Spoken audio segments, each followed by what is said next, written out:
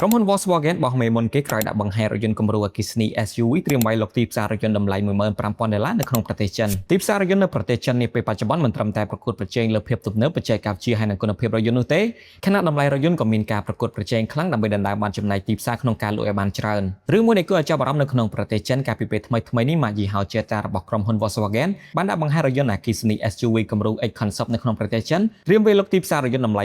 $15,000 នៅក្នុងព្រឹត្តិការណ៍សារព័ត៌មានកាលពីថ្ងៃទី21ខែមេសាមុនពេលពិព័រណ៍រថយន្តទីក្រុងប៉េកាំងបៃជីងអូតូសូចាប់ផ្ដើមជាមួយគ្នានេះក្រុមហ៊ុន Volkswagen ក៏បានកំណត់គោលដៅលក់ជាមធ្យមសម្រាប់ម៉ាកយីហោនេះធ្វើយ៉ាងណាលក់ឲ្យបានចន្លោះពី 400,000 ទៅ 500,000 គ្រឿងក្នុងមួយឆ្នាំបាទនេះពីរថយន្តគំរូនេះគឺខុសប្លែកពីរថយន្តប្រភេទ Sedan ធម្មតាដែលរថយន្ត Volkswagen Jetta ដាក់លក់នៅទីផ្សារប្រទេសដទៃទៀតសម្រាប់ម៉ាកយីហោ Jetta នៅក្នុងប្រទេសចិនគឺដំណើរការជាម៉ាកយីហោស្ថិតក្រោមបទសម្ព័ន្ធរបស់ក្រុមហ៊ុន FAW Volkswagen គោលរំលឹកផងដែរម៉ាកយីហោនេះបានដាក់លក់រថយន្តប្រភេទ Sedan និង SUV ប្រើប្រាស់ម៉ាស៊ីនចំហេះខាងក្នុងតម្លៃសមរម្យចាប់តាំងពីឆ្នាំ2019មកម្ល៉េះហើយឥឡូវនេះពួកគេកំពុងត្រៀមខ្លួនបន្ថែមនូវម៉ូដែលប្រើប្រាស់ថាមពល Plug-in Hybrid និងប្រើប្រាស់អគ្គិសនីសុទ្ធរថយន្ត Jetta X ត្រូវបានពិពណ៌នាថាជារថយន្តប្រភេទ SUV គំរូដែលនឹងប្រើប្រាស់ថាមពលអគ្គិសនីសុទ្ធយ៉ាងណាមិញក្រុមហ៊ុន Volkswagen មិនទាន់បានបញ្ចេញនៅលក្ខណៈបច្ចេកទេសវិមាត្រទំហំរបស់រថយន្តនេះព័ត៌មានលម្អិតអំពីអាគុយរយៈចម្ងាយបើកបរឬព័ត៌មានលម្អិតអំពីប្រព័ន្ធកម្លាំងម៉ាស៊ីននៅឡើយទេអ្វីដែលក្រុមហ៊ុនបានបង្ហាញនោះគឺការរចនារូបរាងរបស់រថយន្តនេះដោយវាមានរូបរាងជ្រុងបែប Boxy មានថ្ពាល់លៀនចេញមកខាងក្រៅខ្លាំងផ្នែកចំហៀងចន្លោះកង់មុខរ៉ែរចនាជាមួយនឹងចតុកោណភ្នាយ